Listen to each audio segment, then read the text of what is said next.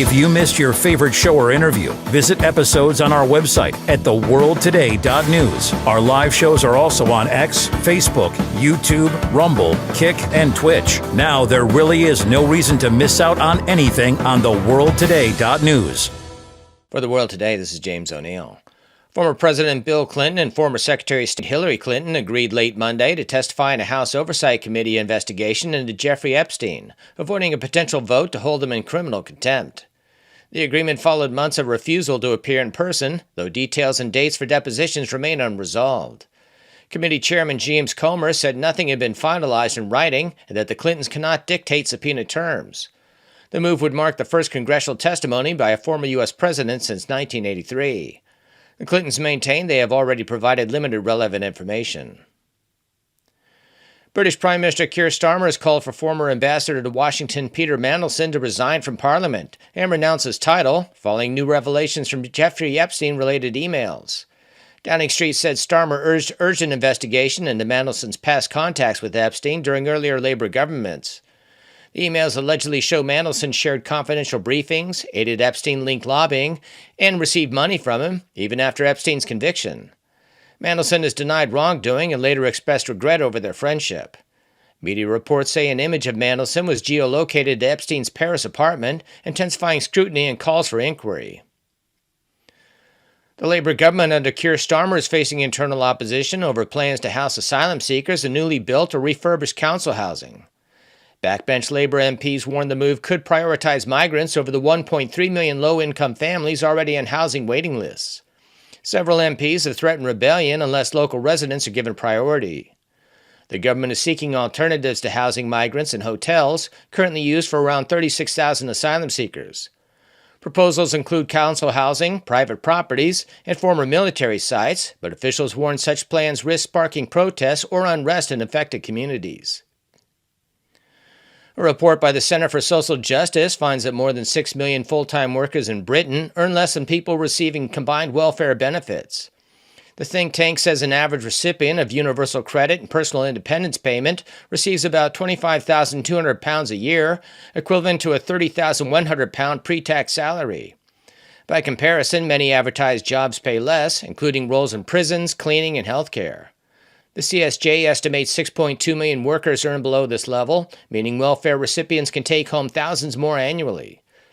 The report warns that rising health-related benefit claims risk creating a long-term sickness-based welfare state.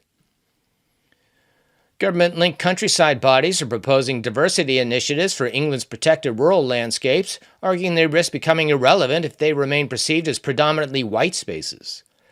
According to reports cited by the Daily Telegraph, plans for areas such as the Malvern Hills suggest traditional countryside culture appeals mainly to white visitors who value solitude, while ethnic minorities may feel less connected.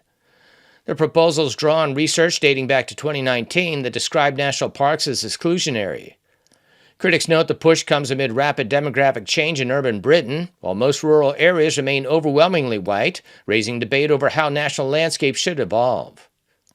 Reform UK leader Nigel Farage warns that it's only just the beginning for those names appearing in the Epstein files. To Epstein, timings of bailouts for Eurozone countries, etc. But he was also talking about things such as tunnels underneath number 10, security information he was giving to Epstein. And the big question now, number one, he's obviously clearly guilty of misconduct in public office, but has he broken the Official Secrets Act by telling people outside of government about our own internal security arrangements? And I have a feeling that this scandal is only just beginning. This has been James O'Neill for The World Today. Everyone has a reason. It could be good grub, your liquid gold, or more golden years. For someone you know, for parents you don't. Or because 1 in 3 of us will need blood in our lifetime. For every reason to become a donor, there's an even bigger reason. Life.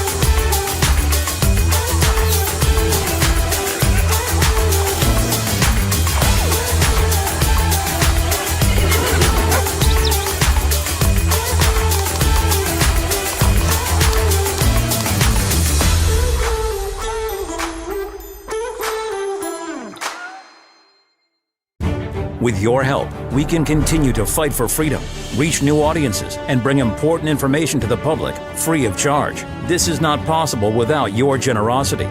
Join our quest for the truth and our freedom and donate today, telling it as it is. This is today's News Talk, The World Today.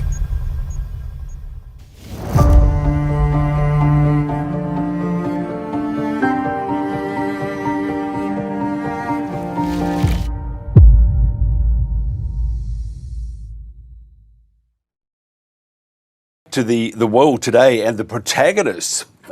Last hour, we didn't have that last hour because we were just upgrading our equipment here. So you can bet your bottom dollar it will break down. But please last. A great show today with the protagonists, I have to say. Trump's border peace has become controversial before it has been fully formed. What could go wrong? Initially presented as a mechanism to help transition Gaza from active fighting to a post-war phase, including security, reconstruction, and long-term governance, the board endorsed by the UN, again, what could possibly go wrong, in November 2025, appears to have morphed into something different, with the charter making no mention of Gaza. Oops, forgot that bit. The organisation has slowly added 40 members.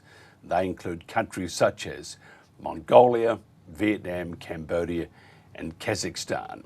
A group of Muslim-majority countries, Saudi Arabia, UAE, Turkey, Egypt, Jordan, Indonesia, Pakistan, and Qatar, have endorsed the aim of consolidating a permanent ceasefire in Gaza, supporting reconstruction and advancing a just and lasting peace.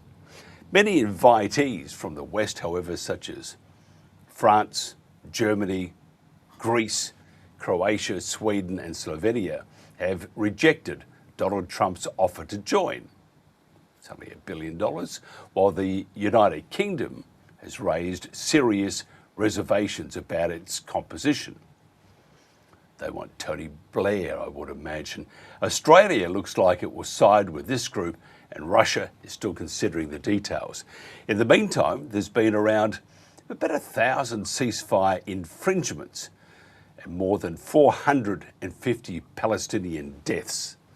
Israel is nowhere near withdrawing, and Hamas is not willing to disarm. So where are we? Are the current plans for Gaza nothing more than a vanity and money-making project that supports Greater Israel and keeps the Palestinians in an open prison? Should it be abandoned? What else can be done? Can the Western countries redeem themselves with Gaza and make Israel and others pay? Our panel today is very, very good. Dr. Frank Romano, author and Middle East analyst. Who else do we have? We have Kim Wingery from Michael West Media and Oliver Boyd Barrett, Emeritus Professor at Bowling Green State University. Gentlemen, thank you very much for your time. We'll start off with you, Frank. What's your summary at the moment? How do you see the lay of the land? You should probably turn the microphone on. It actually, lip reading is not my favourite. Try Right. that. Yes, here we go. Well, I think you're leading up to this one, Mike, that, we going over what the board has set up. Now we have the United Arab Emirates which has played a major role in the normalization with Israel, now saying it's going to bankroll this new, quotes, unquotes, happy Gaza. In other words, the idea that will be, of course, this plan of dividing up the part of Gaza that's controlled by Israel into different compounds, controlled enclaves of Palestinians, crossing into this, quotes, happy Gaza, will be subjected to extremely rigorous security vetting and biometric documentation. So really to address the question, Mike, this is what it's leading up to. This is what it's morphed into, is exactly behind the United Arab Emirates Huge, huge. I think it's going to cost something like $80 billion. I don't know if it's going to come up with all that money, but not sure, however, if the only happy people in Gaza are going to be Palestinians, or are they going to be the Trumps, the Kushners, the Netanyahus, the real estate investors, the reconstruction entrepreneurs, of course, the tourists seeking this new Riviera, probably much less expensive than the one across the Mediterranean. What is morphing in that you referred to, Mike, is the idea of breaking up the area controlled by Israel into compounds. And we'll talk about the new Rafah, brokered peace agreement. Gaza will be divided into halves. There's the green zone, controlled by the Israeli military, and the red zone, effectively governed by Hamas. But the reconstruction efforts only have stated that they will be involved in the Israeli-held half of this. Now, this by the United Arab Emirates coined compound called the New Rafah, overseen by the Board of Peace, which theoretically includes 100,000 permanent housing units, education centers, and so forth. But We've lost Frank. we see, however, we've seen. Oh, he's gone again. Kim, you can. Frank's back. Hello, Frank. You're dropping in Yes. and out. What we might do? That's weird. Yeah, maybe Yeah. I should change my Wi-Fi source. Can you hear me now? We can hear you loud and clear, but you disappear. We'll keep going, but if you do drop out, Okay. disconnect. And what I'll do is then I'll cross to my next guest because we need Sure, to and all then of you all we'll the time. pick it up. So really, you see the plans by Kushner with this artificial intelligence, these plans for the new Gaza, but really, it's the artificial intelligence is probably greatly involved in this construction. It was called into quickly, and all of you see these very complicated drafts, but it's the same artificial intelligence that the Israeli military is called to target Gazan resistance, often bombing innocent people. So we have the question is who programmed this plan for Gaza? And you can see it's the same type of programming that takes place by big business interests, these happy mall money cows. But the problems are the same. That the solutions envisioned by the Kushners, like spoiled rich kids, see the world in one way, living a rich comfort zone, goals, making money, expensive restaurants and hotels, and not including at all about the Palestinian culture and the mentality. It's like the U.S. has done away with these entrance tests to universities. This is a bit of an offshoot, but the idea of making everything the same, that the Kushners see that the Palestinians will be calm and will be happy. All you just throw a lot of money into it and business without even considering the mentality. It's like the American invasion of Iraq, thinking that people are going to embrace the American soldiers right away and accept the American way of life. And they found a different culture. They didn't consider this. And soon there were huge tensions involved. And then we saw the result of this. So what is more precisely the UAE role of this planned community? The Palestinians will have access to basic services, educational health care, but they'll be subject to very strict security measures, Mike, that we can go into later with these, the goal of the board of the UAE, the planned communities, is to prevent goods from entering the Hamas financial channels. So in other words, they will control everything with what they call electronic shekel wallets. The planners also specify that the residents will be permitted to enter and exit freely, subject to very strict controls that we'll discuss. What is the criticism of this plan? And we'll get to that pretty much in conclusion, that it gives further permission to Israel to clear the area and displace or kill Palestinians in the process. The Emirates' participation allows Israel to insist that the construction is proceeding with the support of the Arab state. So this is their disguise. It would be a great way to distract the fact that Israel occupies 58% of Gaza. The portion of the board will probably label it as the Happy Gaza. The United Nations programs, however, 80% of Gaza's schools have been largely dismantled because they've been accused of having participated in the 7th October issue of the invasion into Israel. Israel has barred several long-standing groups from Gaza. So the question is, who is going to be involved in this new education and the medical facilities? Now, Michael Muhammad Shahada, a visiting Middle East fellow, has said that the reconstruction planners seem to be operating under the assumption that Palestinians will leave the Hamas-controlled red zone and will go in to these newly constructed communities if you dump enough food and comfort there. The move into this Emirati compound, Palestinians living in the red zone will have to go through these Israeli checkpoints, subject to very tight biometric documentation. We'll discuss what that means later, Mike, what that means by the biometric documentation. Basically, and we've just lost him again, which is bad. Kim, what's your views? How do you see the lay of the land at the moment, Kim?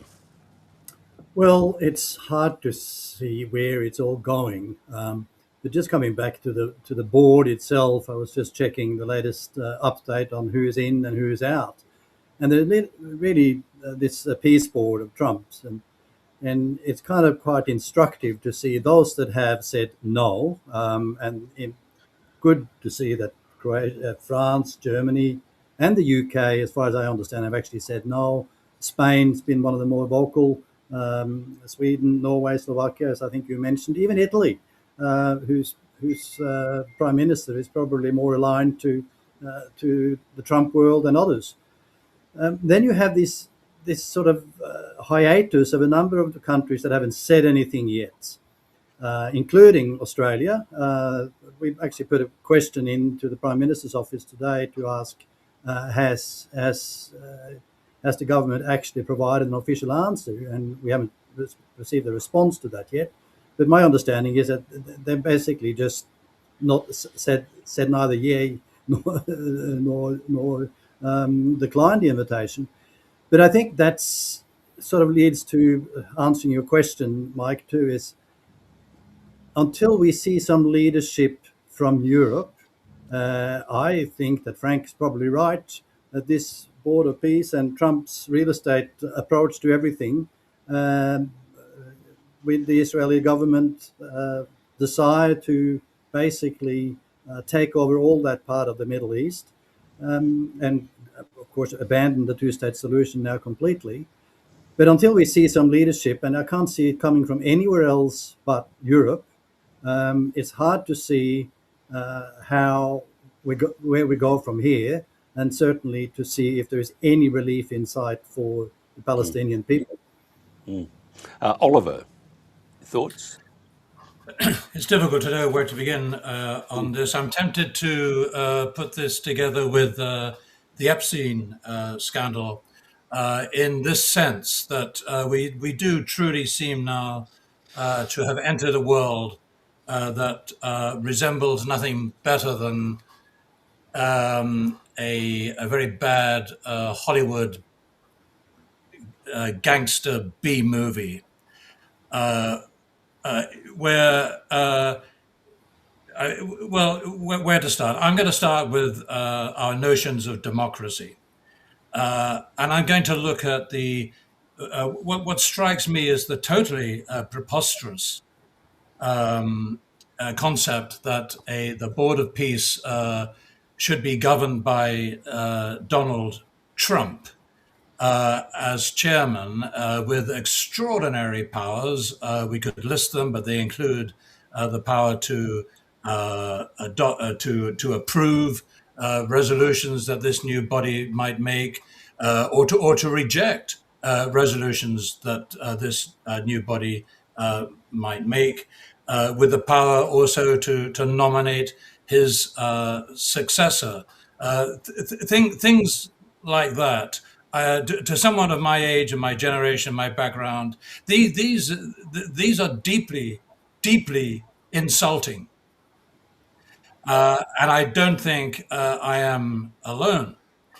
But I also have to concede that to begin to understand the machinations that have brought us to this, clearly we are no longer living in any dimension of morality, even of geopolitical rationality, or come back to the key concept, or the concept of democracy. I mean, look at the way in which this was introduced. It's introduced in the United Nations Security Council, and even though the concept is only presented in a very minimalist skeleton fashion, nonetheless, that body, of course, Russia and China abstained when, of course, they should have absolutely and flat out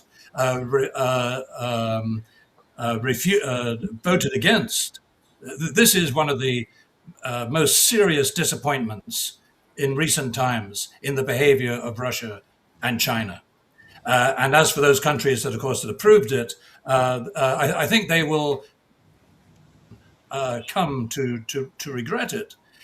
So we have this proposal for the Board of Peace hasn't even been discussed in Congress, hasn't even been discussed in the United States Congress. And I doubt very much if it's been discussed in any other legislative body in any part of the world at all.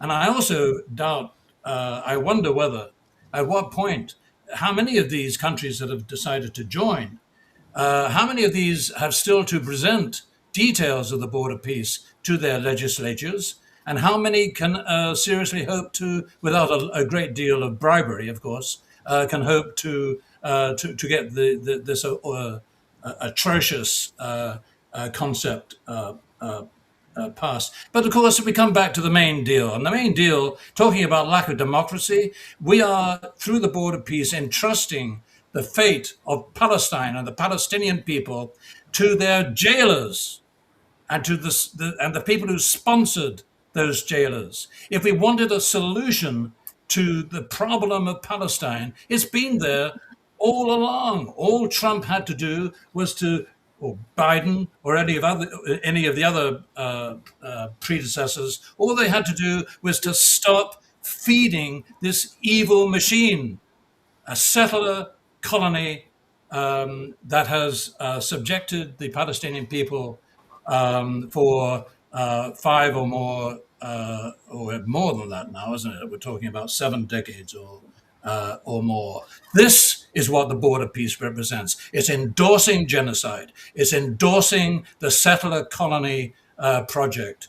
It's endorsing hierarchy and autocracy. It's eliminating Palestinian history, Palestinian culture. And if I might end on this note, and I hope we can come back to it, I think it has driven a dagger through the heart of BRICS. Okay, we'll keep on that vein at the moment. Frank, driven a dagger through the heart of BRICS. What's your views on that? Yes, I've changed my Wi-Fi, so this should be better now. But yeah, that dagger into the heart of humanity. I totally support that analogy, that metaphor. The biggest travesty is the idea of morphing. We talked about the board morphing really into controlling the United Arab Emirates idea of biometric surveillance of the Palestinians, and as the other speakers have alluded to, creating this whole new world that doesn't really exist just in the minds of the business entrepreneurs, the real estate entrepreneurs that looking to see that, look, their facile approach is just considering this plan of making jobs and making things like into a mall, this shopping mall mentality with these, the approach like Kushner, this spoiled rich kids approach that just feed them enough money and jobs and everything is going to be fine, when this whole plan, as alluded to by the other speakers, is not considered at all the Palestinian mentality. And perpetuating, what's going to do is perpetuate this apartheid, this controlling of Palestinians. In the strategic interest of Israel will just continue the controlling of this zone. And the idea, as the other speakers suggested, the solution is there already waiting. And that solution is bringing toward a credible path toward Palestinian self-governance and and eventual statehood. I know people are not thinking of this now, thinking way beyond that, but getting back to the basics of the people that are there, that their approach and their strategy and traditions are not be considered, that the political horizon, this end game that we're talking about, is not going to be creating this Gaza into an image of a capitalist image of a provider of comfort for people that want to live as Palestinians, that truly we need to reference the end game truly is bringing Palestinians into the picture and including them as the Irish Sinn Féin was brought in the agreement finally where they were able to lay down arms and integrate in the political system. This needs to be done, and the Palestinians will continue to fight for self-determination. And so this plan by the board, to control this whole area and to form it into some type of a capitalistic fantasy is not going to work. Yeah, I just got here's a question for Kim. I'll just read this out. The former UK Labour leader Jeremy Corbyn attacked Trump's Board of Peace for Gaza, calling it a board of thieves set to reoccupy the territory and turn it into a Riviera with resorts, insisting only Palestinians should decide its future. The so-called Board of Peace imposed from outside, many have said, is just, well, it's just a rebranding of occupation. What's your thoughts on that, Kim? Well, we've got to see how this plays out. And like many Trump initiatives, which in effect this is, they tend to have a fairly short shelf life until, the next thing comes along. I kind of look at commentators that try to put Trump's initiatives in a big picture. I'm not convinced there is a big picture in that sense. But the big picture, in another sense, is that America is imploding. And if America is imploding, if that just keeps getting worse, then the focus will go elsewhere. Midterms, if there is going to be a midterms election, the focus is going to be more and more on that. Iran, are they going to bomb Iran or not? Well, last week everyone thought they would. Right now, not so much. So we live in this sort of bizarre, fluid world where the so-called world order has actually been found out for what it is. It's a complete world disorder. And we're seeing these people who really have no understanding of the region, have no understanding of history, have no regard for human rights, are setting themselves into a position of controlling this. So I'll come back to what I said before too, that unless Europe, I can't see it coming from anywhere else, sort of stands up, and there are some signs that it is. God, I wish we still had Angela Merkel in Germany, but we don't. And that Netanyahu finally gets ousted, that the pressure within Israel, which we don't actually see so much in the Western media, because the Western media is more controlled by the Zionist lobby than the Israel media, which is an interesting observation to make.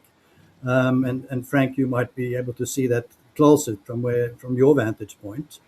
So unless those things change, that Netanyahu is replaced, of course he could be replaced by someone who's much worse, and Trump's focus goes elsewhere, which it inevitably will, it's hard to see that anything much will change in the foreseeable future. Oliver, if you'd like to reply to that also, but just the border peace is basically a rebranding of occupation. Your thoughts? Yeah, I will go along with that. I'm kind of caught. I'm glad that so few, if any, I think we have one or two, don't we? But that Europe, in general, has not sided with this initiative, and that's a good thing. And I feel I understand something of the psychological roots of that, because any of us who were brought up in Europe and of my age, I mean, we did see ruined cities. And we heard the stories, and we had relatives who fought and died in World War II, and who thought that their reward would not only be a more equitable world, but would be a world which would give us something more robust than the League of Nations, which failed so disastrously before the boots of Mussolini and Hitler, so the UN, for us, for that generation, for that collective memory. This is not just an institution. It's a faith. It's something sacred, symbolized through the UN Charter. And now here comes this two-bit crook with his cronies, who disregards all of that with the greatest possible and insulting disdain, and sets up this simplistic. It's difficult to find the appropriate language for it, but I think we're all on the same page on this. Of course, now let's get to the rub of this, because sacred the UN Charter was, and I believe still is and should be, the UN has regretfully, manifestly failed to solve some of the greatest challenges that have been posed to it over the years, of which, of course, Palestine is one. And it's because the UN has failed that two-bit crooks with money can walk in and reshuffle and redeal the cards in a game that only they seem to know how to play. Frank, can I ask you, there's no real ceasefire, and to have 450 at least already killed during this ceasefire. How do we enforce it? How do we do it? Do we have international peacekeepers, or I don't know how we're going to do it, because there's a particular party or particular country that's not really playing ball at the moment.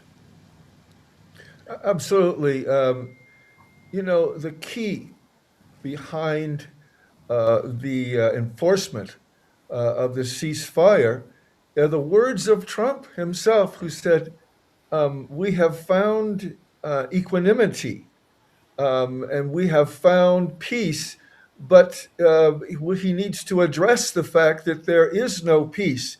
So if he could back that up with pressure, and every once in a while, when the United States pressures Israel, for instance, to agree to this 20-point plan that Israel really initially did not agree to, then Israel will try to comply with that pressure. That is to say, with that agreement that now we are going into a plan of exchanging hostages and so forth. It was sort of willingly was forced into that, and then saw that this is the way things are going, and that Trump probably under the table said, we want to continue supporting you, but to continue supporting you with arms and so forth, you're going to have to compromise on this. So really, there's no way to enforce this, as we saw the lackluster approach of the UN and the international courts of justice. Now, here I originally, with El Haq, have filed the complaint against Netanyahu and other people, and Gallant and Lieberman and so forth, and American presidents, for war crimes before the ICC. Those courts have still not made final decision. But the ICC did issue the arrest warrant against Netanyahu that he's conveniently avoiding, but no decisions yet by the ICC, nor the decision by the International Court of Justice with respect to the genocide committed by Israel.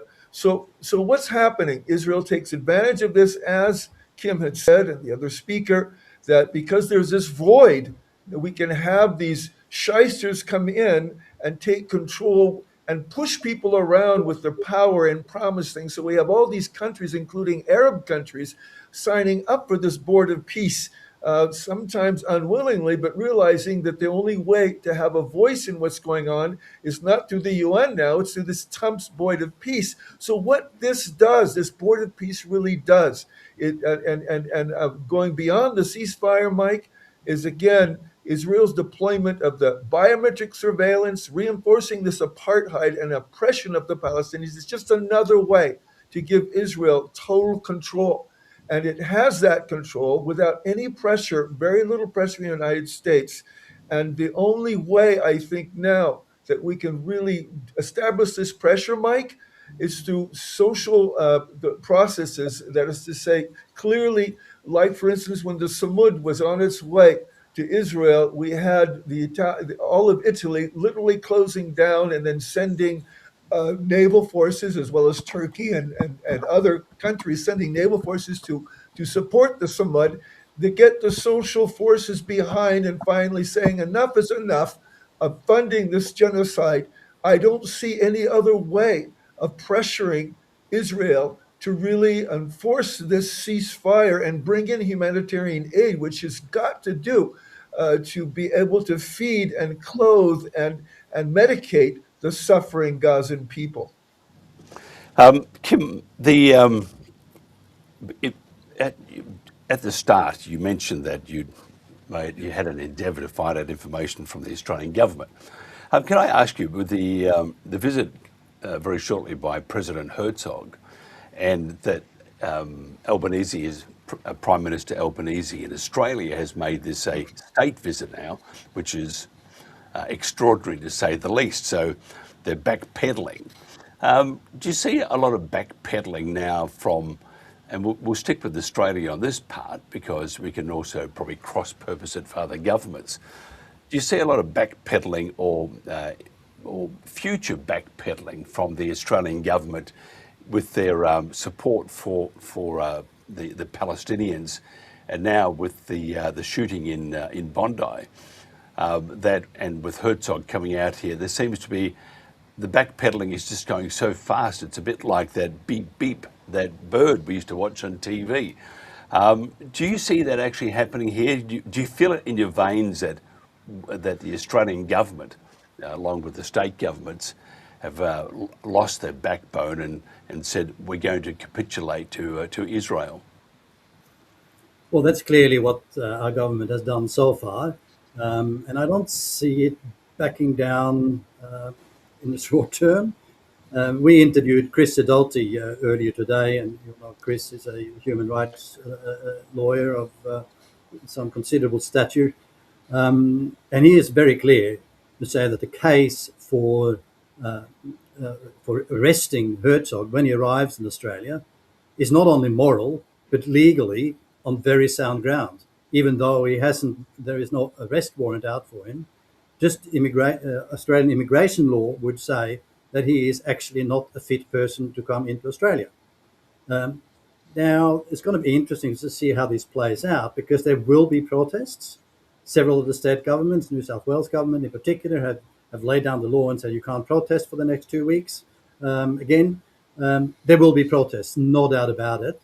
I also saw today that one of the local Zionist organizations were calling for protest on the same day, on Monday, either Sunday or Monday. I think he arrives on Monday.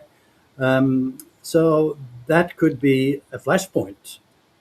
And what's going to be very interesting to see is if Albanese and his government at some stage sees that the grassroots pressure here is something they actually will have to listen to. Right now, they're playing a political game. They're playing a political game of appeasement of the Zionist lobby. That's what they're doing. And I think Albanese just hopes that this will just go away. And sadly, he might be right. It might just go away because we lose interest. Oliver, other governments too, because Trump, he does it. It would seem he does many things that Netanyahu or the Israeli government would like to happen. Just about everything. Big beautiful state Israel or country Israel is. What can you just tell me what benefits are there for with what is planned? I can't really see anything. I see benefits for those who are going to invest in it, and considering that it cost. That was my last story. I saw that Trump was asking $1 billion for an entry fee to be part of this big beautiful club that's going to redetermine Gaza. Do you see other governments around the world capitulating as our government has in Australia? Well, it looks like they have anyway, to Israel. And even though there was a strong stance, with all the atrocities, I mean, 70,000 admitted by IDF of people killed, innocent people killed in Gaza, and then we had all those that were maimed. Take that aside, governments are very weak and they're very wishy-washy. Do you see other governments falling by the wayside under the pressure from not only Israel, but also from Donald Trump?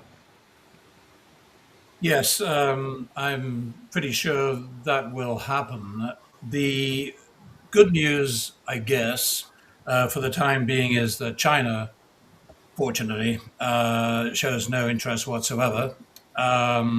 India, I doubt very much. I've not seen any evidence that India is indicating is going to move towards the border peace. Please correct me if I'm wrong about that. It's very difficult to keep abreast with everything. Things are moving so fast at the moment. Now, I was very disappointed when Vladimir Putin seemed to give some credence to this, but I've not yet been able to determine whether he's just laughing his hat off at all of this nonsense. And he's offered to, and Trump, I believe, took him up on it. He's offered to donate his 1 billion from the, I think it's the a relatively small number of billions of dollars of frozen Russian assets that are based in the United States. And he said that, well, maybe a billion of that could go towards the entrance fee. But Russia, to the best of my knowledge, is still considering joining, which I think, to be honest, is totally disgraceful. I think I'm afraid to say I'm very disappointed by Trump's willingness to at least play the transactional game as he is now by sending Dmitriev off to Florida of all places to keep talking with Witkoff and others about possible. It's about normalization of relations between Russia and the United States. I don't object to normalization, but it's more than that, isn't it? It's about trade deals and all kinds of other stuff that probably involves the Arctic and trade routes and this, that, and the other. And all I think Putin is doing is displaying his lack, in this instance, of ideological integrity. It's China that stands first and foremost in establishing and sustaining a dialogue about multimodality, multi-plurality, about equivalence of sovereign nations. China is doing the important ideological work right now, far more than Russia, I regret to say. Although, of course, the fates of Russia and China are deeply intertwined. I'm going a little bit off on a tangent, but let me come. The main point I want to make is not so much that the leaders of the BRICS are caving, with the possible exception of Russia. I hope not. With the possible exception of Russia, they are not. But what we have seen is that we've got a head without a body, or at least the body that's under the head is looking very starved and fragile and a little bit dystopian, because much of that body apparently at a moment's notice will readily kowtow to Dr. Evil himself, Dr. Yellow Evil, the Empire, without even having to do so, knowing surely that it's a whole load of nonsense. This is very, very disappointing. It tells me that the BRICS doesn't count for nothing. There's no safety. There's no salvation in the BRICS, I'm afraid, if we're looking to the end of empire. The end of empire has to come from us who live at its heart. And coming back to Europe, yes, okay, well, Europe, you're right not to go down this particular dark alley. But Europe, are you blameless in this situation? Of course not. You've been kowtowing to the United States since 1945 or before then. And you've been supporting the Zionists at every possible turn. You've been betraying the interests of the Palestinian people at every turn. You are not the good guys, Europe, and there's no indication anytime soon that you will reconvert. Yeah, clap, fantastic. I just wanted to ask Frank this. Former Israeli negotiator Daniel Levy says the current plans are premised on the destruction of Gaza. Is there any part of this that is concerned about Palestinians and the people of Gaza? And that Olivier is addressing this full throttle. That the huge risk of this whole system, this whole new system that is funded again, the compound system funded by the United Arab Emirates, is simply continuing the apartheid state of Israel, giving them great powers. And he's absolutely right. It's almost at a dead end when I read his presentation, read about his presentation, and I think he was also before the Security Council of the UN when he discussed this. That the fact is, Israel maintaining power and continuing the ethnic cleansing is just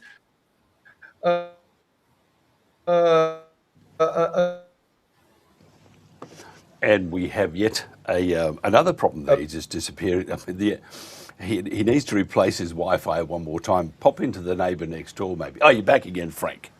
Yes. And so just to conclude, the most important thing, and I think Kim and Oliver were all alluding to this, this absolutely, to this intellectually insulting Board of Peace, which is a travesty with respect to peace. It really gives Israel even more control, disguising all its efforts to control Gaza, now with the help of Arab states, that the people, we need to rise up. And Mike, your program, I think we need to get back to focusing on social movements to continue the pressure. I think this is the greatest hope we're going to have to resist. And Europe, of course, is as definitely Oliver has stated, it was a real hypocrite. And I live in France, hypocritically saying, oh, we would have to do something about the Palestinians, and we recognize the Palestinian state, and continuing to enable Israel through arms sales and commercial transactions. We need to rise up. And I think your program, Mike, is going to, if we can really address people, the social movements in the world, we have to rise up to overcome this. And then hopefully, this whole program will disappear, and we will force, Israel to back off and recognize the Palestinian right to self-determination. Well, hopefully we can fairly soon. It's been a long process. It's a bit like crawling along barbed wire with nothing on. But we actually we're getting very close so that we can do what you have you mentioned, Frank, but we'll do it 24/7 all over again. But It's been very, very hard, but we're talking some large numbers too. So fingers crossed that we can get there. You're aware of what we're trying to do. And another great organisation in Australia is Michael West Media. Kim, Michael West Media is very, very aware of this too, isn't it? But yourself, you must be, you must scratch your head. I can't go get splinters, but you must scratch your head because of the UN has proved again to be absolutely useless. Yes, it certainly has, and we can talk about the rule of law and the International Court of Justice, and it works so slow that it's great to bring up in dinner party speeches and use their determinations, but they actually don't really make a difference, and that's the scary part. But as we've talked about before, Mike, I mean, the other part of this is the failure of media, and I'm seeing it mainly from an Australian perspective, of course, where the mainstream media is AWOL. They just do not engage with this at all, and when they do, in a very sort of perfunctory manner. And until we break that nexus of the mainstream media that are 100% complicit, then it's very, very hard to make change. If I may, I'm really proud to say today that after 10 years of operation, we broke the 1 million viewers and readers per month in January this year. And why is that? It is simply because we have covered so much of what's happening that we normally actually don't cover so much, but what's happening in Israel with the Zionist lobby, the reactions after Bondi, the tragedy of Bondi, that have been so poorly and badly politicized by everyone. We've covered that in ways that mainstream media hasn't, and as a result of that, our readership is literally skyrocketing at the moment, and viewership. So that gives me some hope that. Again, I come back to the grassroots movement, and Frank, you sort of alluded to it too, that change has to come from somewhere, and it doesn't appear to be coming from our leaders at the moment. So where else can it come from? Oliver, where do we go to from here? Because we talked about this last time, and true, I have to say, I have almost my chest feels quite heavy because we're just going over, would seem at times old ground, and nothing is happening. Just the shitheads are still there doing what they do. Excuse that. I apologise for saying heads, but it's a terrible. I mean, does it frustrate? Actually, I know it does. I've heard you. How do we get rid of this frustration? How do we get things moving forward? First of all, to hold people, actually not first of all, it's wrong. First of all, to look after the people of Gaza.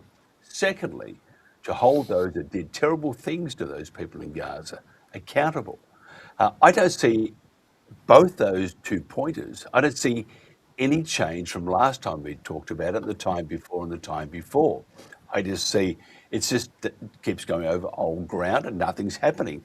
So we have 450 killed, 1,000 infringements on the ceasefire. I mean, it's a joke, isn't it? And people have lost their humanity. There are so many people have been killed or maimed. Think of those poor kiddies, and everybody's forgetting about it. They are forgetting about the death and destruction, the obliteration of a race and a community. It's just appalling. So how do we get around that? Because truly, I'll have a bloody heart attack if I keep going. I can't stand it. Yeah.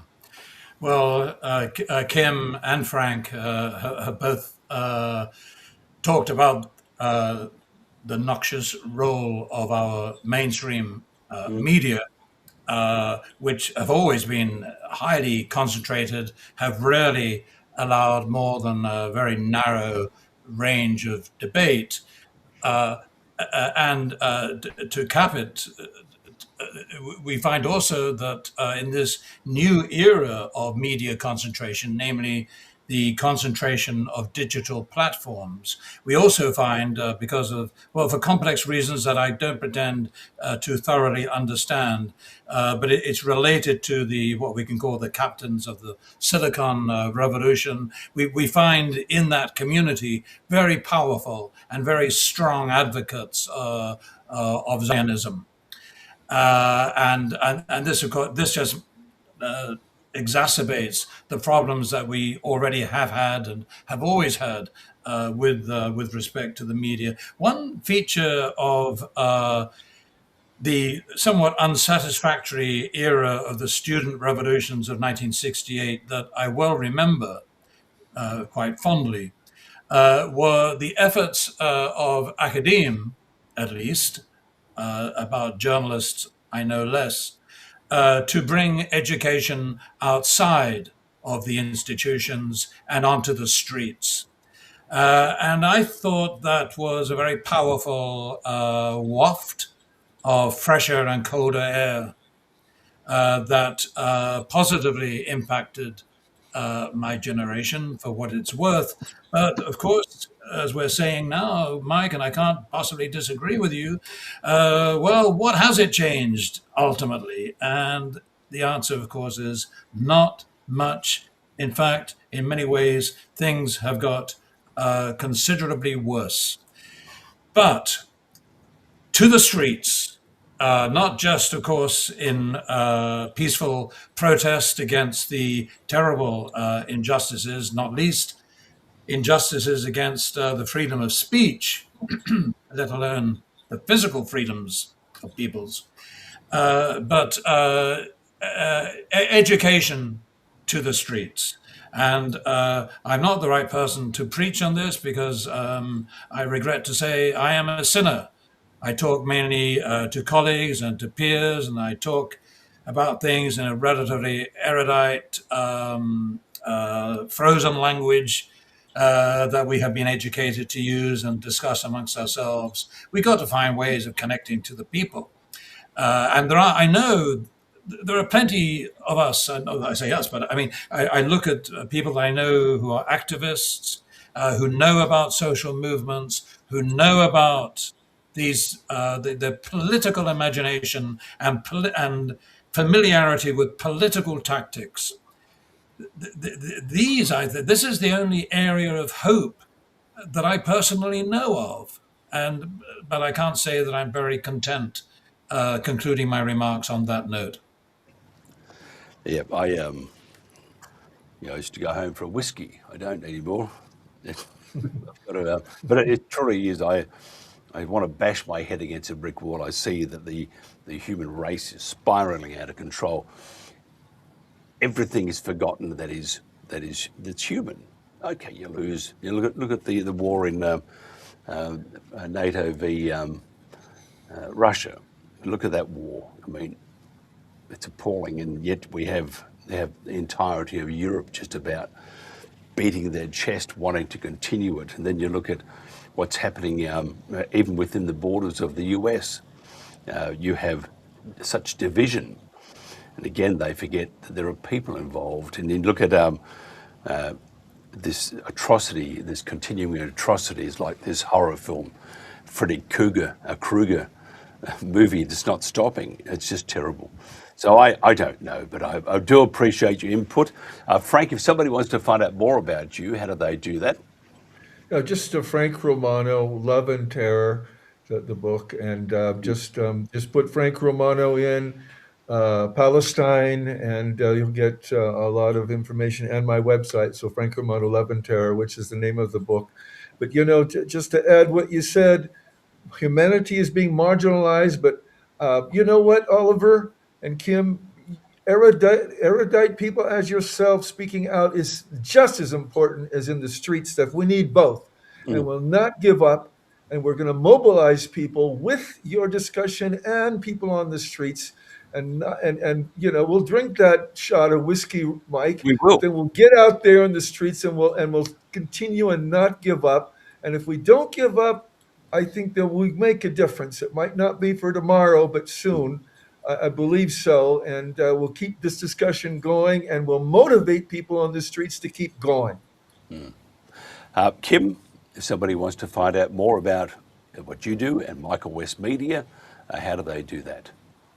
michaelwest.com.au is our website where we publish every day, and we are found as the West Report on YouTube too. And I may not share the whiskey, but I happen to live 10 minutes away from some of the best Shiraz in the world.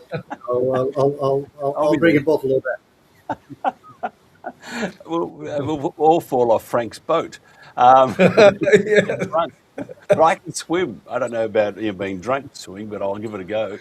And Oliver, we've talked about getting all sloshed together, which is a good idea. Yeah. And I think we all should do it one day. Provided that is Jameson's, we're good on that, Mike. I have a Substack column that I write on most days. It's called Empire, Communication, and NATO Wars. Thank you so much. I appreciate your time. Maybe I need a scotch just to while away the woes of the world and the hypocrisy that looks us straight in the eye. This has been The Protagonists, and this is The World Today. Tomorrow we'll have another panel. Thank you so much to our esteemed guest.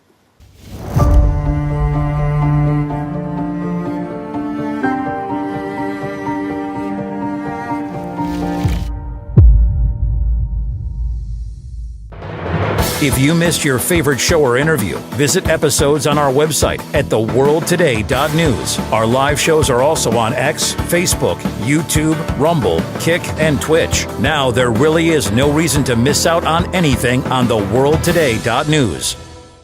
For The World Today, this is James O'Neill. President Trump will host Colombian President Gustavo Petro at the White House on February 3rd following a January phone call. Talks are expected to focus on narco-trafficking after President Trump accused Petro of allowing drug production to surge and designated Colombia as failing to meet U.S. drug control obligations. President Trump has threatened action against drug facilities and prioritized disrupting trafficking networks, including military strikes on vessels carrying narcotics.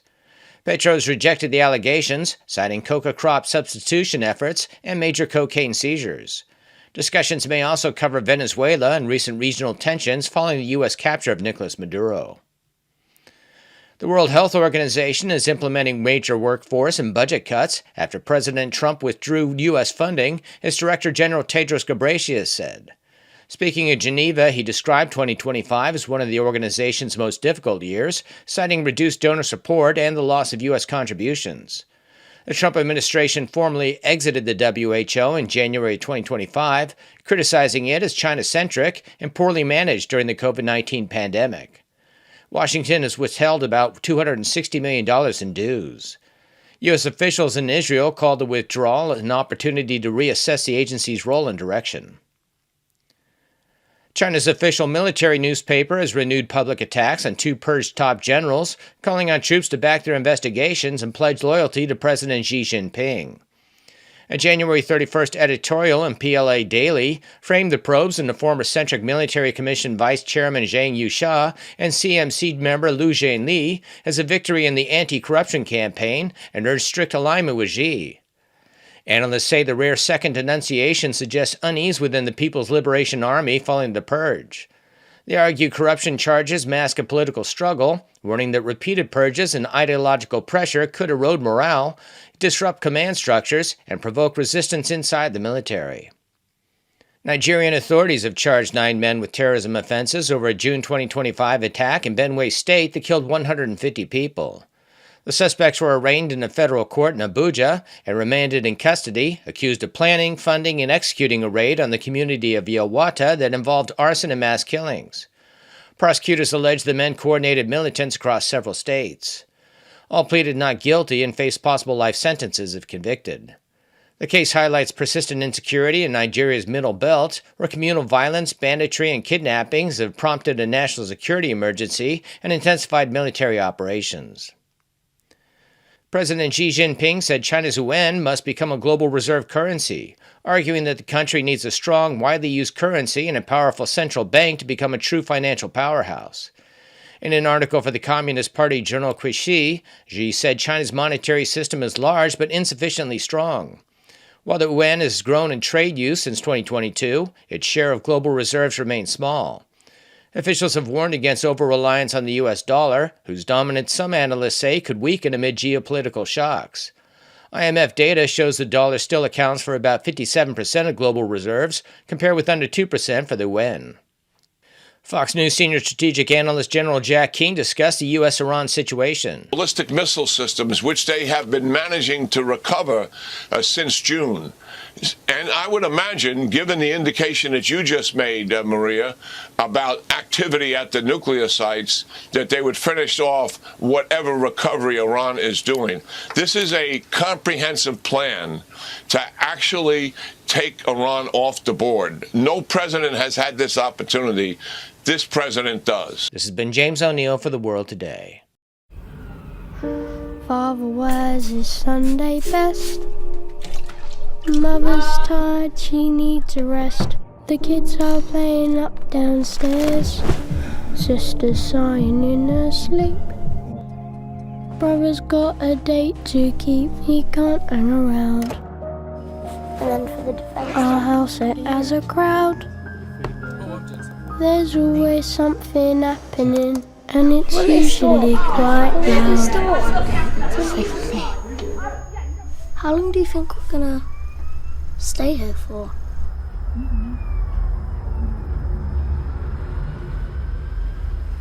Our house, in the middle of our street.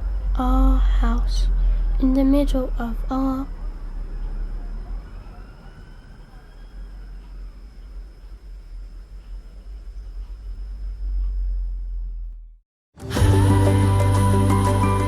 Hi, my name's Michelle Tankey and I'm the volunteer manager at the Lost Dogs Home. We've got 145 incredible volunteers that help us with a wide range of activities, including helping out in the laundry, taking dogs for a walk, doing activities with our enrichment program, administration, gardening, you name it, they're helping us around the shelter.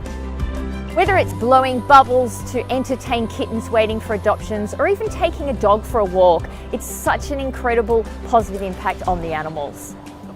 Volunteers are so important and special to this shelter because they support us in caring for thousands of animals each year. The impact they have enables us to do far more for the animals than we would be able to. For example, we can get on top of the huge amount of laundry we have. So the volunteers allow us to clean thousands more blankets than we could. It's incredible the amount of gifts that we're given by the public. We're so grateful for it. So if we get some toys, we can give them directly to puppies straight away to play with. Or towels, we can take them to our vet hospital for them to use immediately. So it's a really important job to help staff with.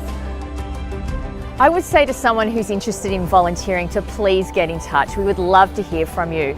We have an application form on our website that you can fill in, so please just detail all your skills and experience you can offer the shelter, and we'll be in touch when a suitable role comes up.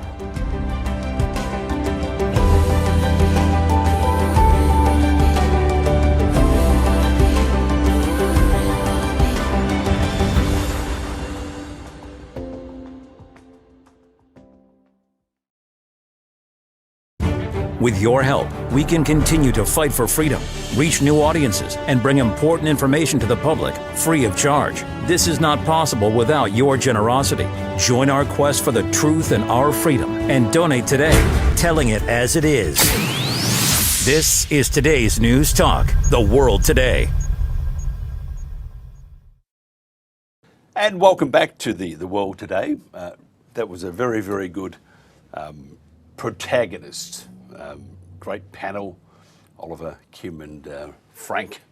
And Frank keeps promising he'll take us for a trip on one of his yachts. I think Israel at the moment have two of them. You have to buy another one, mate. But I'll be there, and the skipper too. As of early 2026, the UK government is in the process of finalising a new non-statutory definition of anti-Muslim hatred, Islamophobia, following a significant rise in reported incidents.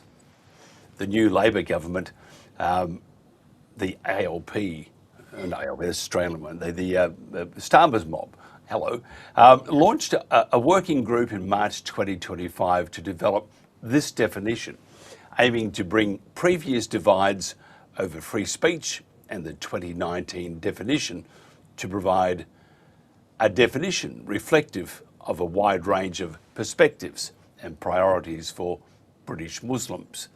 A draft definition has been produced. Now, this draft includes acts of violence, harassment, and intimidation directed at Muslims or those perceived as such. Prejudicial stereotyping and radicalisation of Muslims, discriminatory actions within institutions, and focus on free speech. The government has emphasised that any adopted definition must not infringe on the right to criticise religion. The proposed wording aims to protect individuals from hatred while allowing for debate. Now, our guest is a repeat guest, and I'm very happy to have him back. A very stand-up gentleman. Our guest is Mohammed Amin, MBE. Now, he's the Muslim co-chair of the Muslim Jewish Forum of Greater Manchester. Mohammed, thank you for joining us. Good afternoon, Mike. How are you? Very well. We've just lost you again. There you are. Buttons being pushed everywhere in the background. What's your views? Can you summarise, first of all, and I'll get your views on it, how hate speech is dealt with in the UK and the UK law? Well, the UK, like all European countries, with the exception of, I think, Russia and Belarus, is a signatory to the European Convention on Human Rights, which sets out the freedom of speech in European law. And states are allowed to have some limitations on freedom of speech. You can't go around saying that Mohammed Amin should be attacked and killed, for example, because that would be inciting violence against me. But in general, the UK believes in freedom of speech. At the same time, there is really bad behavior that goes on in terms of encouraging hatred against groups. The most important point is that is frowned upon. It's not necessarily illegal, and the government, I don't think, is planning to make it illegal to say bad things about Muslims, to denigrate them. But however, it does want something to provide guidance for itself and for other bodies that voluntarily choose to adopt this definition, because it won't be legally binding, to say what is unacceptable bad behavior. But I don't think nobody is calling for criminalization of saying, first of all, bad things about Islam. We have total freedom to criticize all religions in the UK and will continue to have. But if you want to denigrate Muslims, to incite hatred of Muslims, the government is going to decide that you're not the kind of guy that we want to do business with. Could you tell me what the current penalties for hate crime are at the moment? We have the law in the UK criminalizes actual behavior. So if you attack somebody, it's assault. We have legislation that since about 20 years ago, maybe 25 years ago, maybe even longer, has said that if you attack somebody because they were black, that will be treated as an aggravating factor when deciding what sentence we give you. So if you might have been locked up for 3 months, otherwise we might well lock you up for 12 months because you did it specifically on racial grounds. There is also a similar aggravating factor for religion, although that religion factor can't be invoked without the express approval of the Attorney General, because it's intended to ensure that freedom of speech is preserved. So incitement to racial hatred, where you incite somebody very explicitly to hate a racial group, going beyond the boundary of just sort of discourse, but actually active hatred, again, is potentially criminal. there's an incitement to religious hatred offence, which again was put on the statute book. This one I think was 2006, but again can't be invoked without the approval of the Attorney General to preserve, and it makes it quite clear that criticising religion is fine. Look, there was a previous definition of Islamophobia. What was wrong with that? Right. This is a story that I've been talking about and writing about since the mid-2000s. I wrote my first piece in 2012. The modern history of the word Islamophobia starts in 1997 with a report that was written by about 25 academics, mostly Muslims, but from memory, I think not all of them were Muslims.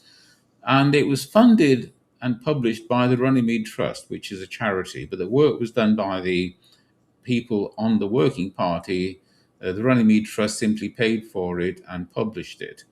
And that report, frankly, was a bit like a camel, a horse designed by committee. I'm sure if any one of those 24 or 25 people had written a report, we would have had a much better report than what the committee actually produced. It didn't even contain an express definition. There wasn't a paragraph or a page you could go to which said, this is our definition of Islamophobia, but it made clear that it regarded Islamophobia as a particular kind of attitude towards Islam, and then it spent a lot of pages expanding on what it meant by that. And as a consequence, we had really good people in our society, like the Guardian journalist Polly Toynbee, for example, who nobody would consider to be a bad person, saying, I am proud to be an Islamophobe. And she was saying that as a way of criticizing this awful, muddled definition and confusion between hostility to Muslims and criticism of Islam. And that definition from 1997 struggled on for years, being criticized. In 2017, 20 years later, the Runnymede Trust paid for another working party to publish a new updated definition, which was actually quite a lot better in many ways, and we can discuss it if you want. But nevertheless, once you've had something around for more than 20 years, everybody assumes that is the definition of Islamophobia and trying to fix it by saying, no, we have a new definition, the 2017 definition. I'm not using the 1997 definition. You're on a loser. The 2017 definition didn't take off. Then in 2019, the All-Party Parliamentary Group on British Muslims, which is a bipartisan, in fact, it's an all-party group inside the British Parliament, including members of the House of Commons and the House of Lords, they published a report with a new definition of Islamophobia, the 2019 definition, which caught on in one sense. It's been adopted by a lot of organizations. The Labour Party adopted it. Even my own party, the Liberal Democrats, adopted it, although before I became a member, otherwise I would have spoken against it. The Conservative Party never adopted it, and the Conservative government never adopted it. And it's also been criticized. It's actually not a bad definition, except it uses the word racism. And it uses the word racism in a way that makes sense to academics, but doesn't make sense to the man in the street. Because the one thing that the man in the street knows about Muslims, even if they know nothing else about Muslims, is that Muslims are not a race. But to an academic, racism isn't about finding ethnic groups or looking at your DNA. Racism is a process whereby you take some kind of outgroup, you sort of define them in a way, you then start treating them badly. At the most extreme, you send that outgroup to a concentration camp, and that's racism. And when I criticized that definition, I gave an example on my website. I'm a chess player. I like playing chess. Chess players are a group. You can define them. They all play chess.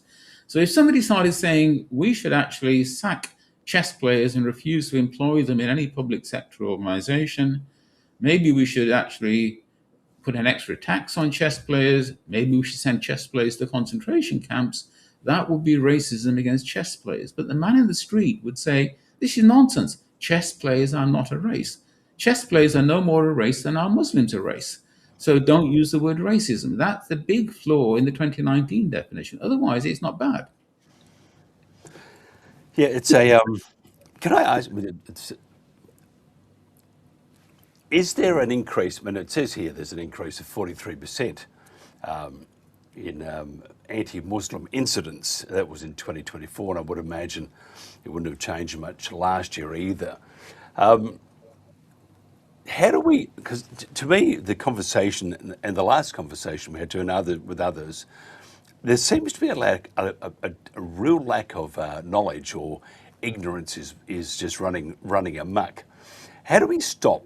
Because first of all, to throw laws up that you can't say, can't do, can't whatever.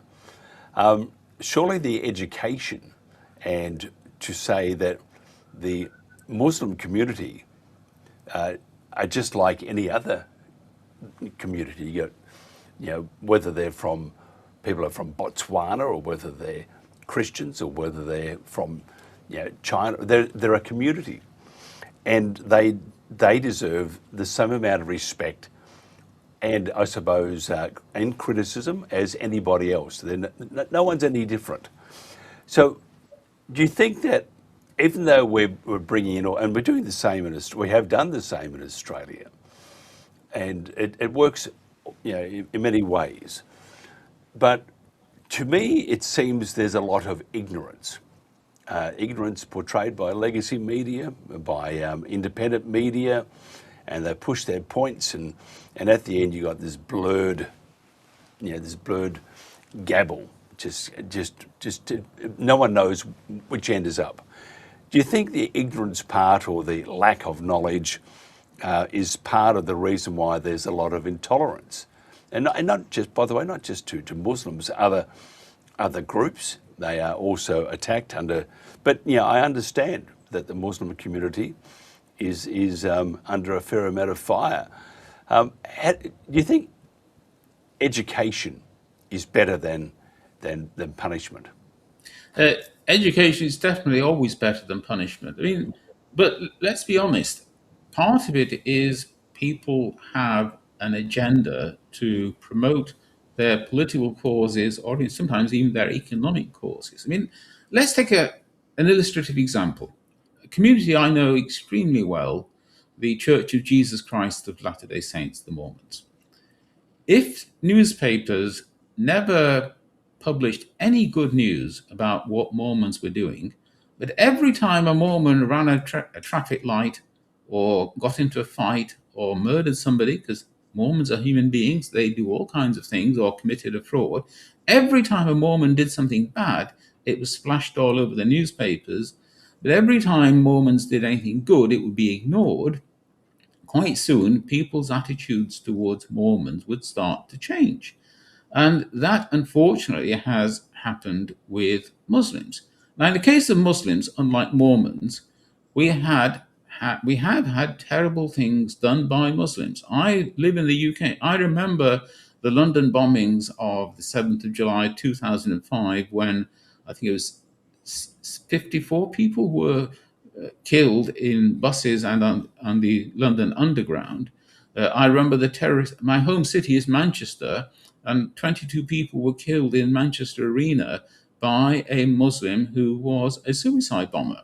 So bad things have been done by Muslims, and nobody's trying to deny that. But if you only focus on the bad things done by Muslims, ignore all the good things done by Muslims, then you will promote a very distorted view. And unfortunately, large parts of the British media, not all of them, my favorite newspaper, the Financial Times, never behaves that way, but some parts of the British media do set out to promote bad news about Muslims and ignore good news about Muslims.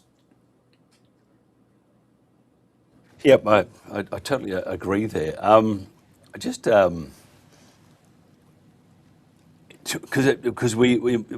Australia is no different than the UK. We're going through all sorts of upheaval.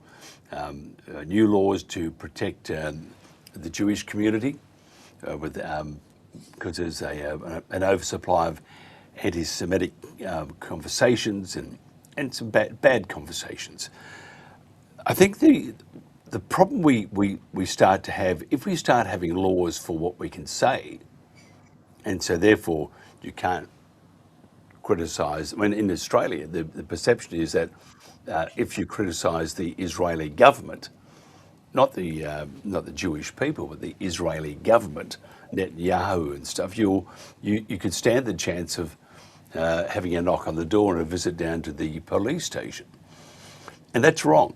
And so, but what we have is all these laws come in, and I understand why people think I sort of understand why they think they need to have these laws and all this anti-hate speech. But in doing so, one, you create a very, very bad feeling out there because you can't talk about things that you want to talk about. Do you think that these new laws are eroding? I do. But do you think they're eroding free speech? Because free speech really is free speech. It's not what, in for example, New South Wales in Australia, the Premier there, Chris Minns, has said that your free speech is what this government will afford you. So you can't say what we don't want you to say. And that sort of thing really scares me because all of a sudden you have what is meant to be good and to do good goes overboard. And sure, you might have a particular government or a administration who bring out particular laws, but when you bring in other administrations, they can misuse what is meant to be a good thing in the first place. What do you think about that? These are really difficult. I believe in the freedom of speech. I've read the American Constitution, although I'm not convinced that I would necessarily want to have everything set out exactly the way they have in the US Bill of Rights on things like, certainly not on gun rights, but even the question of freedom of speech. It's a really difficult question. I strongly believe in freedom of speech. Equally, I would feel really, really uncomfortable and possibly stronger than uncomfortable. Suppose somebody started saying, again, let's pick on Mormons, that Mormons are such really bad people, they're subhuman, and we should put them into concentration camps. Maybe we should collectively as a society decide to exterminate them. But I'm not provoking violence against any individual Mormon by name. It's the whole community. I want all Mormons to be rounded up and sent to gas chambers. Should I be allowed to do that? You tell me. Of course not. And that's the uncomfortable issue we face, isn't it? And hurdy words, I think are, they're just words. However, because I said to a friend of mine once, who does my hair, I better see him next week. I'm starting to look like a sheepdog. But he, and I said something about, and he's gay, and I said I don't understand why you have these people have these opinions and why because to me we're all equal. I don't care at all about if someone whatever they are, whether their sexuality or whether their religion. I don't care. I just do not care if you're a good person. But he said to me, and brought home some realizations. He said to me, unless you've been in that situation, unless you're living that situation, and you see the backlash from people around you and stuff, and you just feel it, so you can't appreciate it. And I think then I move that across to those that have religious persecution or their hate speech towards particular societies, and I thought I can understand that, but I have this quandary that once you start eroding free speech and what you can't and can say, and to be able to criticise a foreign government and to say that they have done bad things, which they have admitted to have that threat of being locked up in jail for many years is wrong. And that's where the clash of free speech or selective speech. I agree with you. And so because these are really difficult issues where drawing the line is so challenging, what it calls for is not rushing, delay, a national conversation, but collectively we should be able to come up and decide some boundaries, which allows you to, for example, say anything you want about otherwise of my religion, while at the same time stopping you wanting to send all Muslims to gas chambers. Somewhere we have to find that line, but we have to find it collectively without a rush. Yeah, totally agree. We have run out of time. You know, this is just, this could be such a great long form interview, and I'd like to probably take up on the one just down the track a bit. Mohammed, it's been a pleasure and always is a pleasure. If somebody wants to find out more about what you do and your organisations, how do we do that? We have a website, muslimjewish.org.uk. But even if you forget our URL, if you just Google the Muslim Jewish Forum of Greater Manchester, you'll find us instantly. Mohammed Amin, MBE, Muslim co-chair of the Muslim Jewish Forum of Greater Manchester. Thank you so much for your time. This is The World Today. There is a problem with medicine, and we can explain what it is by looking back to the discovery of penicillin. Penicillin, it turns out, was not just an accidental finding. Alexander Fleming discovered that mold he found in a culture dish was killing bacteria, but it took over 10 years before a team at Oxford University were able to isolate the active ingredient. They produced small quantities for preclinical and clinical trials, helping prove the compound was safe and could beat infection. However, they couldn't produce it at scale. In 1941, Andrew Jackson Moyer of the US Department of Agriculture, the forerunner to the FDA, suggested changes to the manufacturing process, enabling mass production. It turns out medicines are not invented when someone discovers a new molecular entity. They are the product of key stakeholders working together collaboratively. Until medicine can be manufactured at scale, it may as well not exist. And in 2025, this is a problem. In the 1980s, pharmaceutical companies began outsourcing production. Suddenly the system was significantly less integrated. Someone with a new discovery today will find themselves disconnected from the rest of the development and manufacturing process. Companies that develop medicine are still happy to work with big established pharma companies, but the modern day Flemings are cut out of the system. The result is far fewer new medicines coming to market. We want to fix this by ensuring the pharma industry builds a more integrated supply chain. We also believe that doctors' expertise administering medicine should be included at the beginning of the process. We know that doctors on the front line have insights about how to repurpose medicine. Doctors should be able to report their findings so that the necessary testing can be completed and they can share their results worldwide. Learn more here and help us take medicines back to the future. Makers are facing more travel.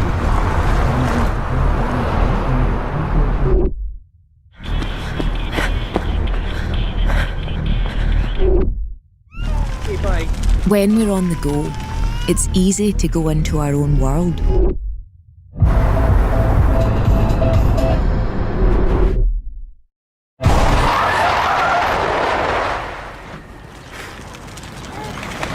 Keep your mind on the road.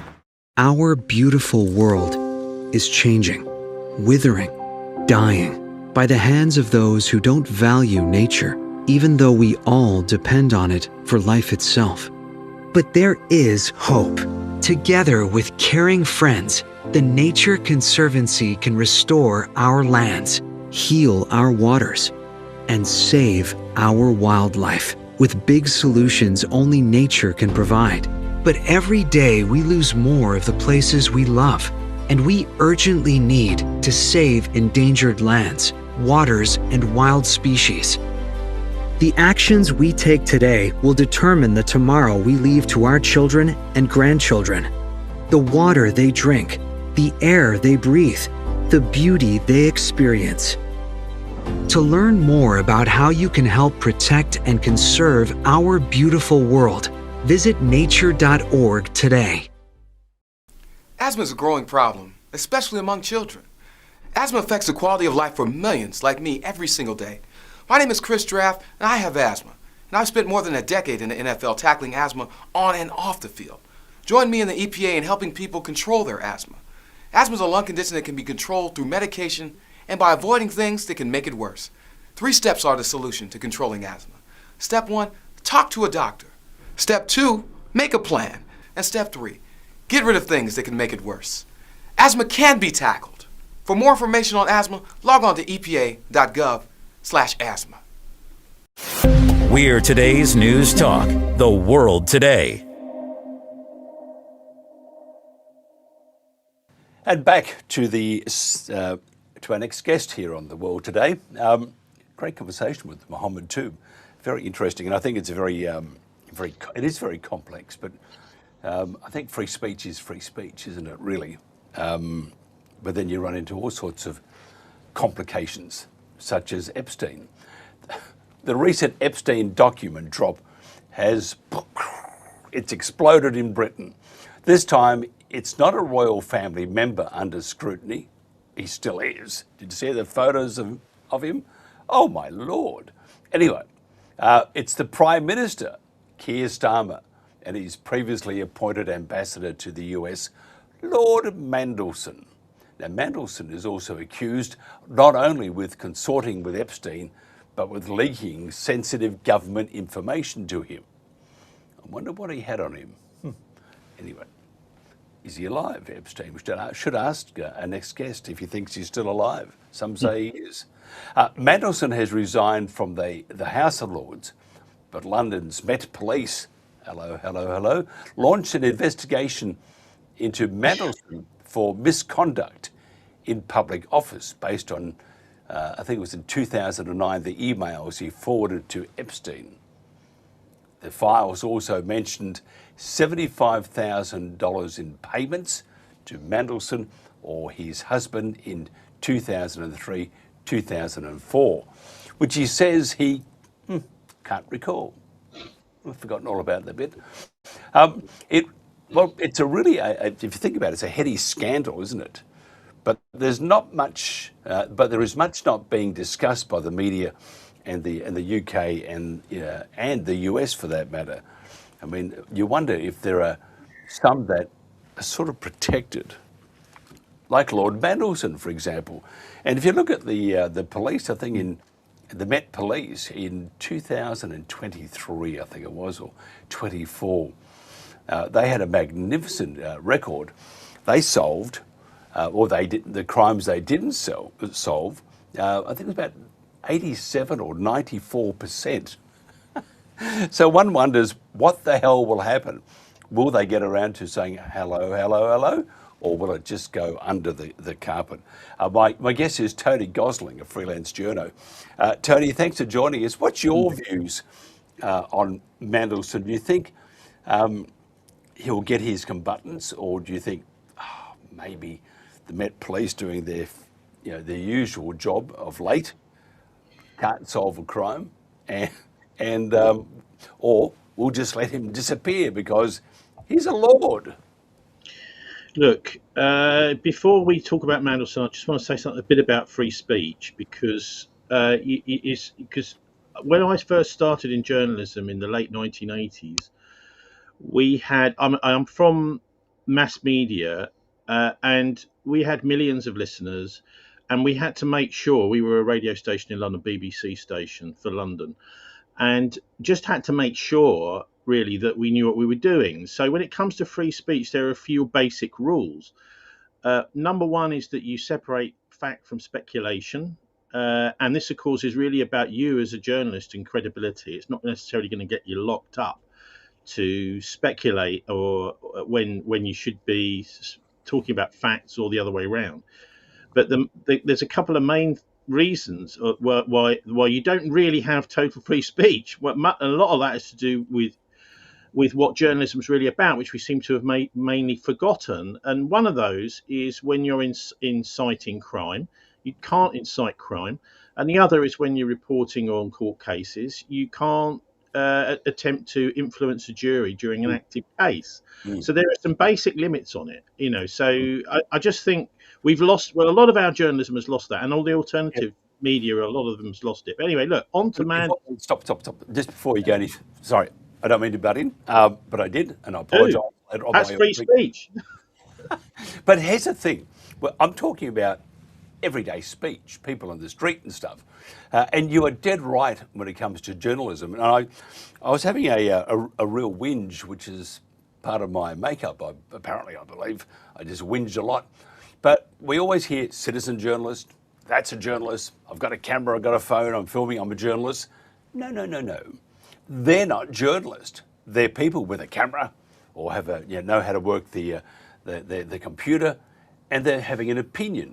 But it doesn't make them a journalist, because journalism, I've worked for newspapers and radio stations in journalism.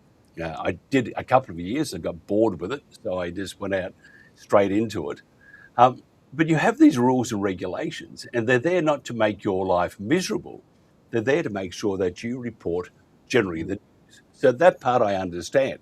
However, having said that, if you look at legacy media, and they are knocked on the head many, many times, and journalists these days are taught to have an opinion in that story, which is bizarre. I was always taught, tell it as it is, but no, you have to have an opinion in that. So therefore, the journalism becomes tainted, and you get a sway either way. Legacy media's problem is that they sway towards government or the non-popular view. Independent media, they're all over the shop because they're not journalists. So that's the only point I was making. Well, actually, no. Look, there are quite a lot of independent. I would include myself as alternative media that are journalists, and so I think there's good and bad mainstream press, and there's also good and bad alternative, and it's really up to the viewers and the listeners and the readers to figure it out. Back in the day, it was a professional business where people would progress through their career largely because they were good at what they were doing. Nowadays, it seems to me they progress through their career if they say what they are supposed to say. And one of those things you're supposed to say is nothing whatsoever about elite power structures and corruption, such as Peter Mandelson. Sorry, you're dropping out. Sorry. So elite power structures such as Peter Mandelson, you don't talk about. Of course. And if you get to that, then you'll progress through the system. So the other thing I suppose we could mention is things like the Official Secrets Act here. If you're in knowledge of confidential military stuff or whatever, then you're not allowed to talk about it. If you do, they'll arrest you and jail you. So there are some restrictions on it, but free speech at least is out there still just about online. But I think it's being kind of crowded out by a lot of fake alternative media. And I totally agree, and it's interesting. We have our fingers crossed for a resurgence, but we would not follow an agenda. Yet, you have to ask yourself whether independent media is, in many ways, can be worse than legacy. At least legacy, you got an idea who's signing the checks and which side of the bed they're sleeping on. But if you look at legacy media, they could say independent media or alt media. You have to ask yourself who's paying their bills, and what do they require from them to have your bills paid so that you can eat and have a roof over your head. What do you have to do for it? How do you have to sing for your supper? So I think it's become so murky these days. But I agree that what we say on air or write is very important, and we need to stick to standards. But at the same time, it doesn't mean covering up all the BS that is going on out there and covering up, as you mentioned, Lord Mandelson. Yeah, can we talk about him? Because I can remember very well working in the London press and drinking in the evenings and stuff, and hearing all sorts of things from other journalists about Mandelson. This is in the late 80s, early 90s, and certainly once this is even before the Labour Party got elected under Tony Blair. He was known as somebody who would be very threatening to journalists. So he would say, well, if you print that, I will get you sacked. And it was known amongst journalists that this would happen. So someone would say, well, you can't do that, think to themselves. And then suddenly the next week they'd find themselves out of a job, because he had connections in the city who would then lean on managers, media managers. Maybe not quite within the BBC, was a bit more difficult to do that, but certainly within the private press, things like the Daily Telegraph, the Murdoch Empire, Sky, as it was back in those days. And people would be just out of a job the next week. He had those sorts of connections, and that's why he was known, I think, by journalists initially, but then by the rest of the country as the Prince of Darkness.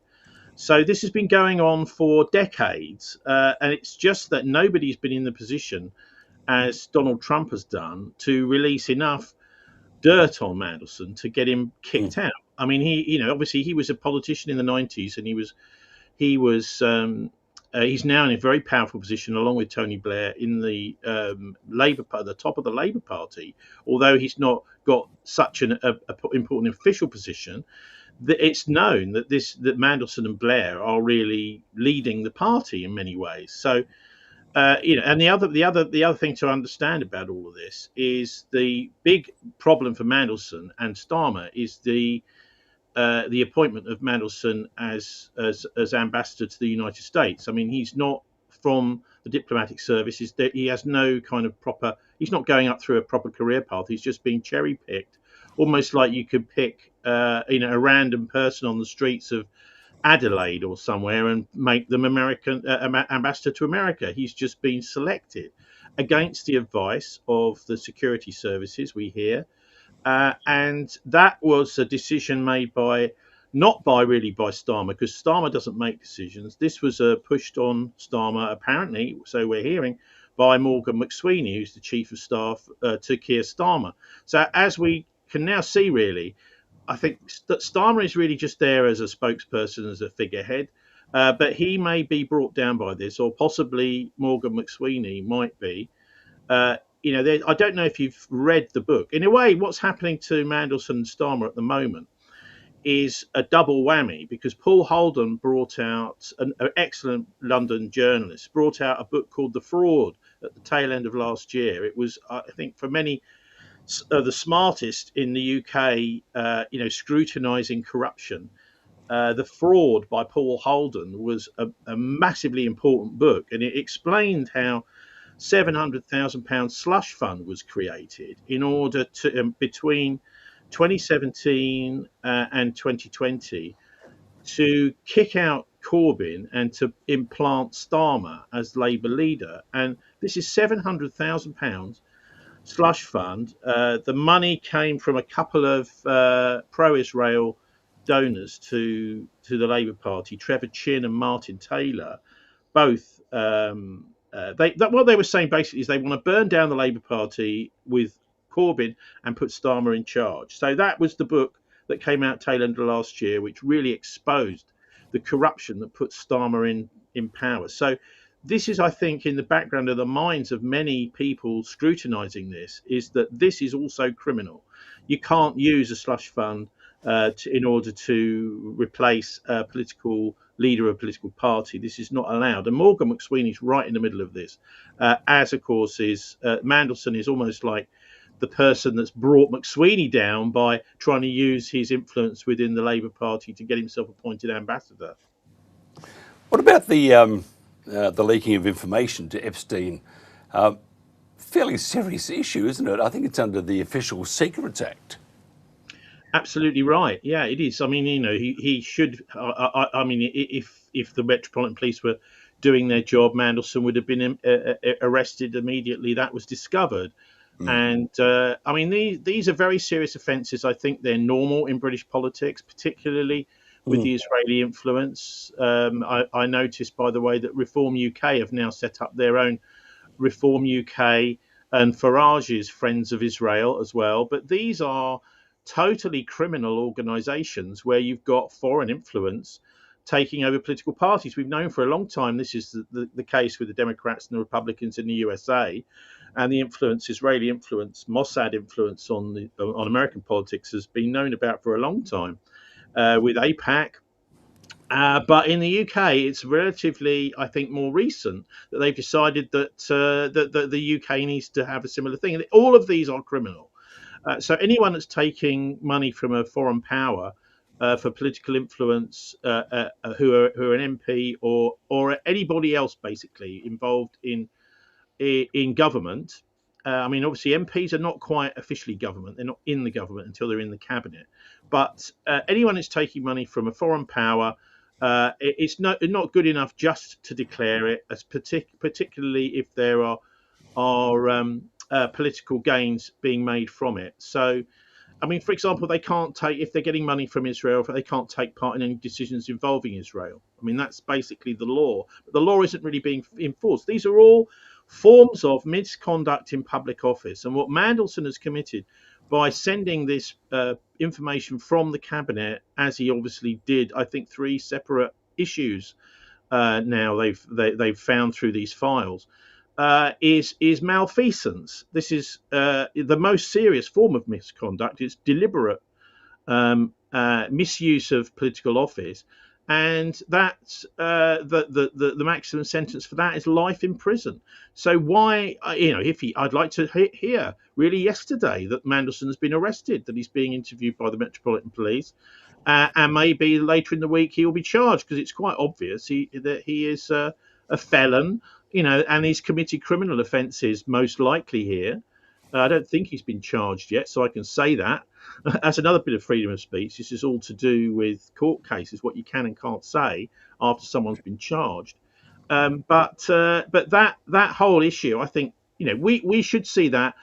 If we don't see that, all it is compounding the cover-up. And also, of course, McSweeney's role. He has to be removed as the chief of staff for Starmer, and then it would be very difficult to see, because it's him that's been behind this complete misappointment of this guy as American ambassador. So the two of them, really, I think their fates are intertwined. The chief of staff, and then who's going to be next? Well, who would be a next Labour leader? Likely somebody like Wes Streeting, who's been positioning himself for it. And there have been people manoeuvring to make, it's almost as if everybody knows that Starmer is not going to make it into the next general election. And so they've been manoeuvring for months anyway. And so they're getting ready to take over. It wouldn't surprise me if this does bring down the Prime Minister, because it is such a serious issue. They're also talking about the KGB, by the way. I'm sure you've noticed that. The British press are saying, the KGB were funding. I saw that. I know, funding Epstein. No. This is just misinformation, disinformation, lies, whatever you want to call it, propaganda, to divert attention away from the fact that Ari Ben Menashe and others have pointed out. He's a former Mossad officer who's living in Canada, has pointed out the whole Epstein Maxwell operation, and it was mainly actually a Maxwell operation, who's still around.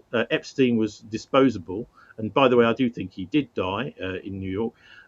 It was all being run by the Mossad and by the Israelis, and that's absolutely clear and obvious. And so that's embarrassing. So the London press is deliberately diverting people to point the finger at Putin. The KGB, they say, which by the way was disappeared in about 1990. So anyway, so this is another aspect of this, is they're desperately scrabbling to protect the Israel lobby in British politics.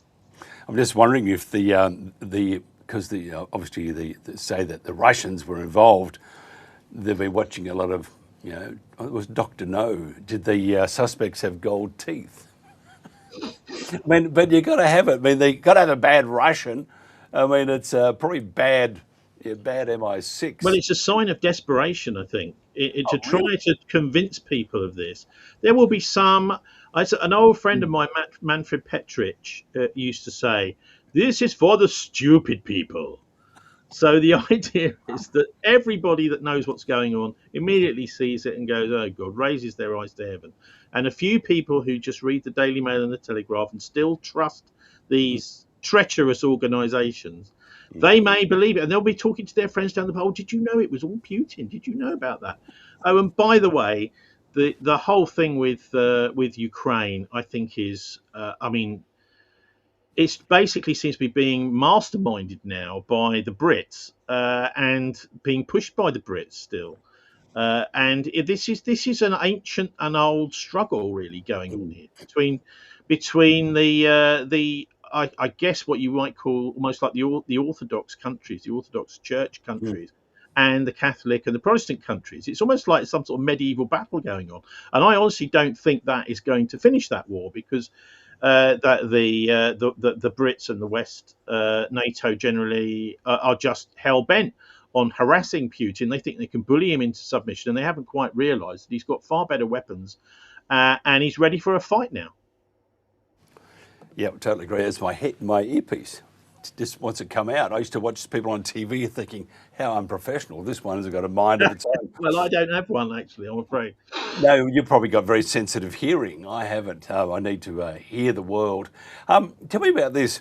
Because I've read somewhere where Mandelson had an injury on his finger, and perhaps it was, I'm making this part up, but perhaps his favourite pastime or favourite exercise the last few weeks were delete. Oh yes, I think so. Well, look, I mean, these people believe that that the security services, intelligence services, etc., will cover their backsides.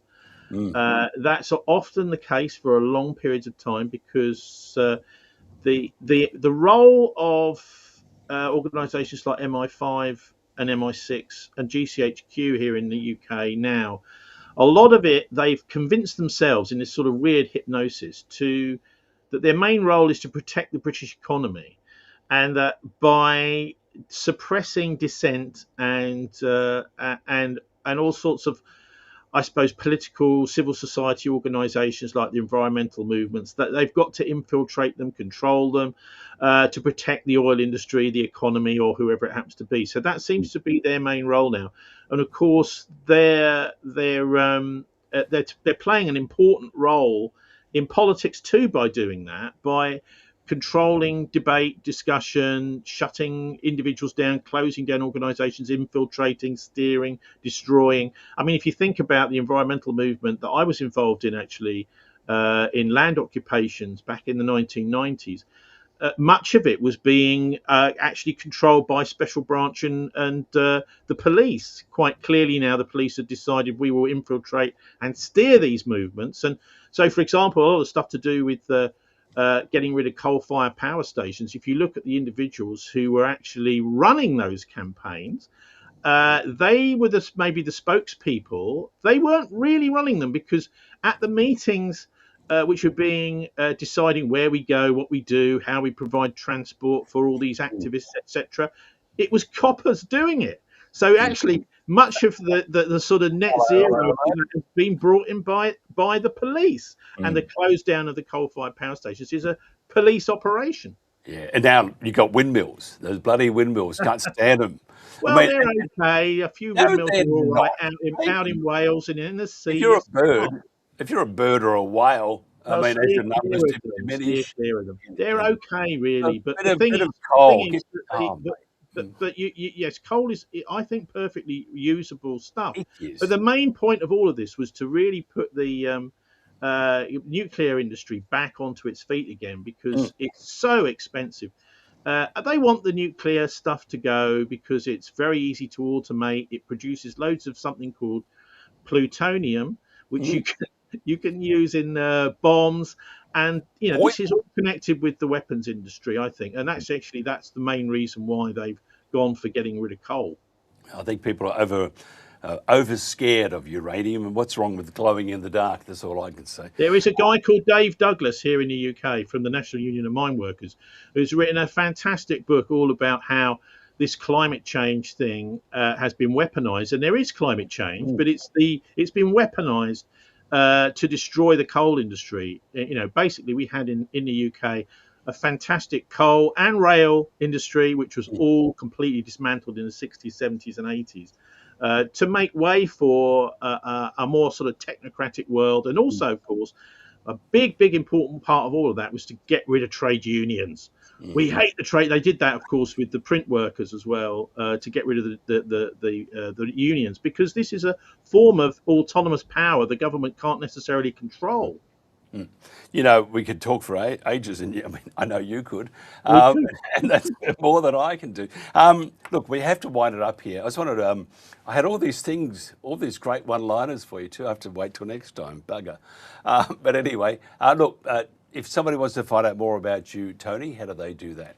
Well, I do a weekly programme which is at thisweek.org.uk, the Bristol Politics Show. We do a bit of everything. So everything from the plight of the travellers here in Bristol, who they're trying to usher out of the city, the people that live in boats, they're trying to price them out, etc., to turn it into a very, very expensive place to live, and nobody's allowed to stay here unless they're paying at least like £2,500, £3,500 council tax, rent, etc. So a lot of the people on the margins of society are being ethnically cleansed, or should we say socially cleansed out of the city, all the way through to the sort of things we've been discussing, and also investigative journalism. I've been doing quite a lot recently on the Nazi origins of the 3 nuclear weapons which were used in 1945, the test, the 2 plutonium bombs and the 1 uranium bomb. It looks pretty certain now were actually built in Nazi Germany and used as a bargaining chip at the end of the Second World War. So these sorts of things we go into, also it's proper investigative stuff. And all I will say about the nukes is, look, the Germans actually split the atom in the 30s, and there was a big program going on there. And actually, it looks now. The guy to if people are interested in this one, in the meantime, before we speak next, then Todd Ryder in the United States has done some absolutely mind-blowing presentations going through the archives, etc. And what's not in the archives is one of the most fascinating aspects. Oh, this is missing. Why is that? This interview with this SS general that's supposed to have been dead in 1945. So this is the sort of stuff that I love getting my teeth into. A bit of trying to untangle some of the big lies of history. Absolutely fantastic. And boy, can you talk. And I love it. So thank you very much for your time. We'll catch up with you. Hopefully you'll come back on again maybe next week. And we'll thanks, Mike. Yeah. Absolutely fantastic. Tony Gosling there, here on The World Today. Thank you very much. A bit shorter today, folks, with the program. We had some, not technical issues. We were fixing things up. Just a word that we are chipping each day, bit by bit. And we think that we will have some very good news very shortly. But we are talking about a chunk of change here, so it does take longer, doesn't it? But you never know. And then we can start some good stuff. That's it. Have a great, what day is it? Monday, Tuesday, great Wednesday. And I'll talk to you tomorrow. This is The World Today.